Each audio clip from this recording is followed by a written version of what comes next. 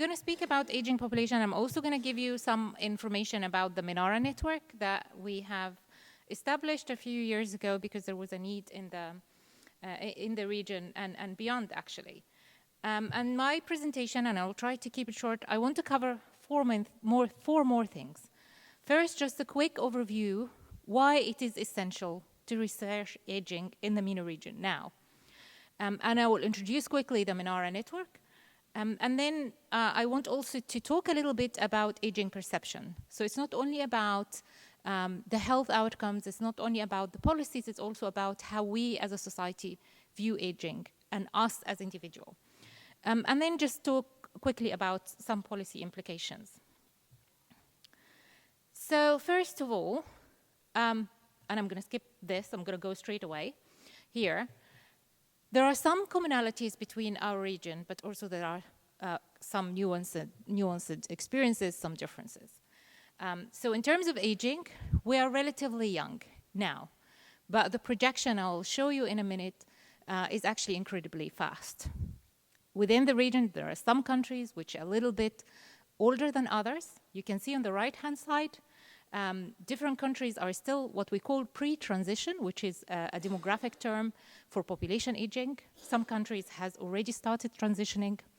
And also within the countries, there are rich countries in terms of income, like the GCC or the Gulf countries. There are a number of countries who are in conflicts and fragile states. And there are other countries that also faces some other, kind of socioeconomic and demographic challenges. And in terms of speed, these arrows show the starting point, and it's quite technical, but I'm not going to go through it, but the starting point of the movement toward population aging.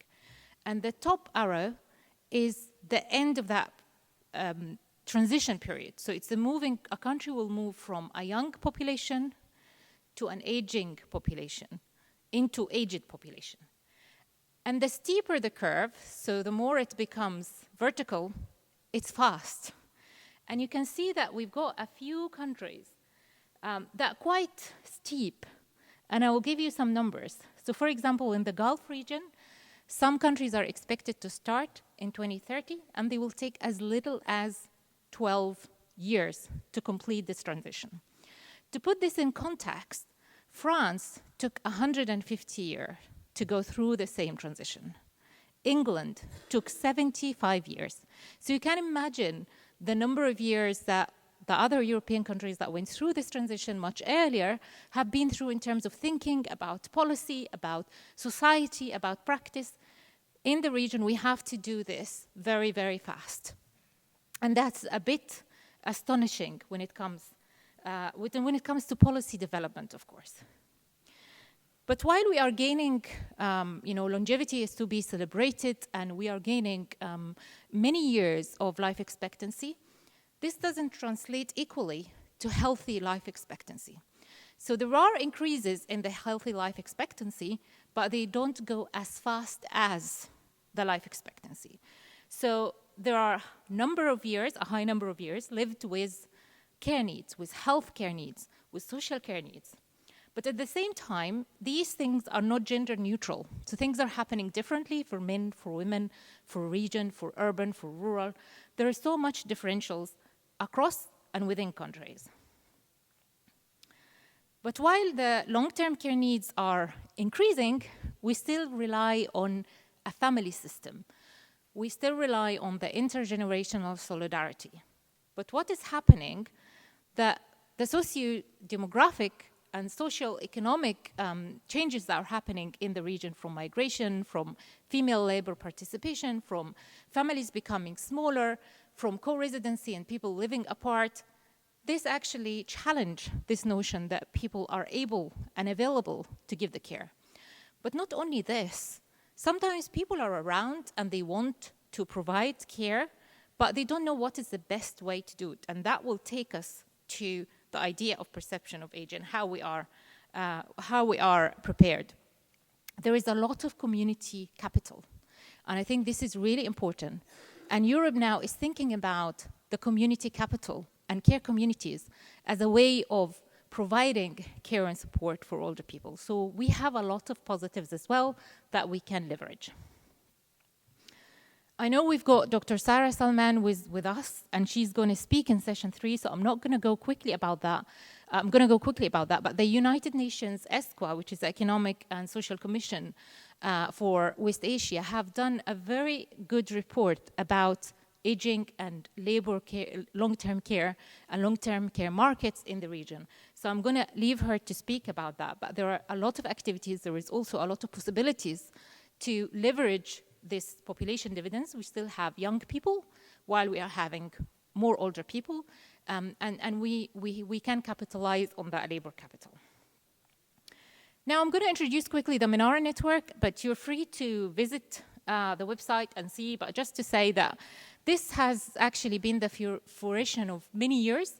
And I remember in 2019, Professor Hodor Rashad hosted us here in an initial workshop at the AUC, where we decided that actually we need to make this visible. We want to be together.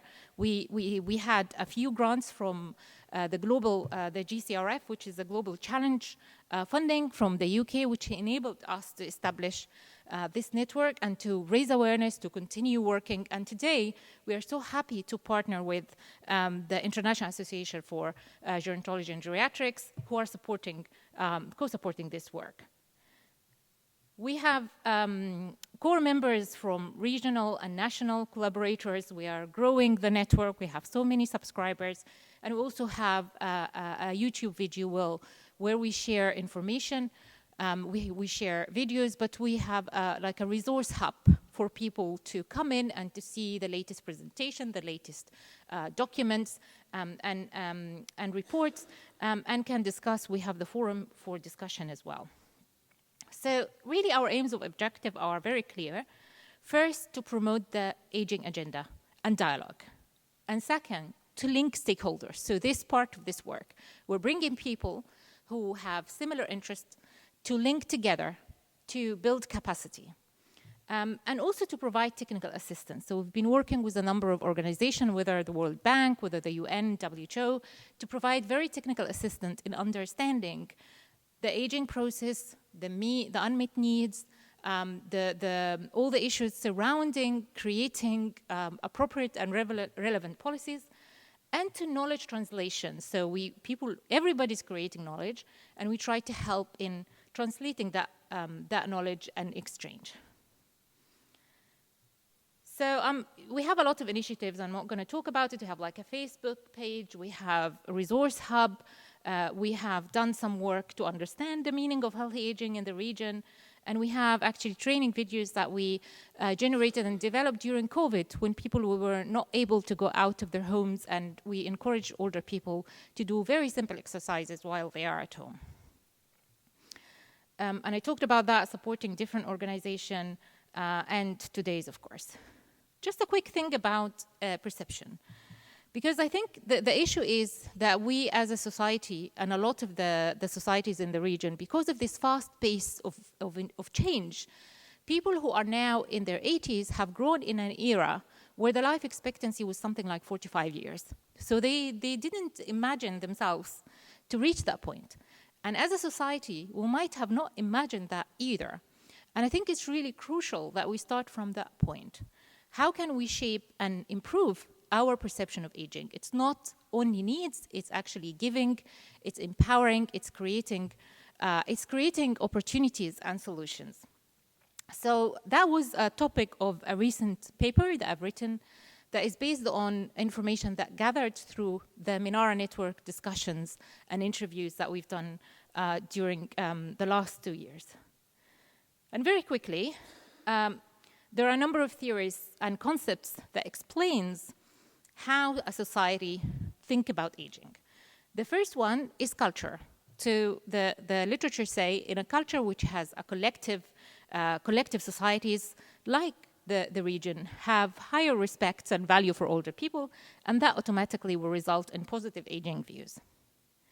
And then there is the modernization theory, which says attitude to aging is actually so much linked to urbanization. So depending on the level of urbanization or modernization, you will get different views about aging, from positive to negative, diverse aging views. And then there is the speed of aging. So they say the rapid and abrupt aging process may lead to what they call resentment or competition over resources. So there is resentment against older people. Younger people say, older people are taking our place, they are taking our jobs, there are limited economic resources, so there is a bit of resentment, and that creates negative views. So when we did our, and obviously these theories are not independent, they overlap, and they also don't really take into account some of the differentials that we talked about, like gender differentials, urban, rural, etc. So our interviews actually showed that when we started with that modernization doesn't really feature much. Of course, it's a small sample and it might be different in different places, but we found that the culture components and the speed of aging components are quite strong. So there is positive narrative, but there is complex intergenerational model. So we value and treasure older people, but we don't know how to translate that into practicalities. There is a lot of obligations across generations, there are sacrifices, there are duties, and so on. But the speed of aging, people had this abrupt change. They talked about assumptions. They talked about, I'm not quite sure what I'm going to do. I'm 80. I never have been expected to be in that position. I don't know where is my place. So these interacted together, and there is tension between the two. But at the same time, we found that there are very limited mechanisms for meaning participation for everybody. So some people are more perhaps luckier than others, or have the tools and have the knowledge to be able to continue giving during their older ages, but others don't know how. And it's really a complex aging perception and expectation. It doesn't follow one theory, and there is more work that needs to be done. Some of the work that we've done and others who have done studies across the region shows that gender is different. Women are perceived to age faster than women, and than men, and so on. And again, this theory doesn't really fully capture gender, but what we need to do is to continue our advocacy and awareness, and talk to new generation of older people. Talk to people who are 45, who are still entering into this phase. Prepare them. So work with all the cohorts rather than just focus on one cohort. So quick on policy directions. Of course, this sits really strongly with the UN SDGs, and we're so lucky to have Amal Abu-Rafeh with us, and she will talk about the role of United Nations tomorrow. So again, I'm not going to dwell long here, but it really sits across many SDGs. So there is, at the same time, there is a huge growing interest in global aging, particularly healthy aging. How do you define healthy aging? How do you go about it? There is a UN Decade of Healthy Aging, which is started in 2021. There is a strong interest in low and middle income countries. So aging is no longer an issue of developed countries. It's actually 80% in 2035. 80% of older people will be living in low and middle income countries. And there is a realization of need for data and research and evidence. And here is the role of many researchers here to create that space. And our role as a network in this space is to bring stakeholders together. But of course, there are challenges and barriers. Nothing happens in that easy. There are fiscal constraints. There are wars and conflicts. There are challenges to traditional social structures and the understanding of the expectations from an older person, from a younger person, from a woman, from a man. And there is the environment and infrastructure. And there is a big movement toward better infrastructure and thinking about accessibility and how the environment will be kind of positive to all cohorts of the population. But there is the awareness issue and stigma. So we didn't talk about dementia and Alzheimer, and I'm very glad that Dr. Zainab Khadr will talk about some of this kind of first-hand research tomorrow about this. There are issues with stigma, with understanding, with the best way, the care burden, etc. So it's not an easy walk in the park. We're all here to try to piece a puzzle together. And with that, I thank you. And we will have, hopefully, a question and answer session after following Professor Keating's speech. Thanks for listening to me.